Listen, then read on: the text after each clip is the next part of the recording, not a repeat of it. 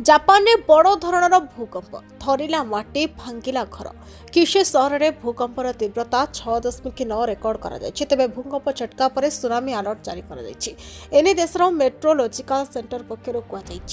Japan समय राति 9:29 समय मियाजाकी भूकंप होता। भूकंपर तीव्रता 37 किलोमीटर होता बेले बर्तमान सुनामी अलर्ट जारी कर सोशल मीडिया रे भाइराल होछि वीडियो। ए समर वीडियो वर्तमान सोशल मीडिया रे भाइराल होबार लगी। घर तरा सब भुशुड़ी रास्तार पड़ुवा देखा जायछि। रास्ता दोहलिबा फल अनेक गाड़ी मध्य अटकी जाइथिला। बाथरूम रे रहितबा पानी मध्य दोहरिथिबा देखा जायछि। एयरपोर्ट रे छिड़ा होइतबा विमान मध्य दोहरुथिबा देखा जायछि।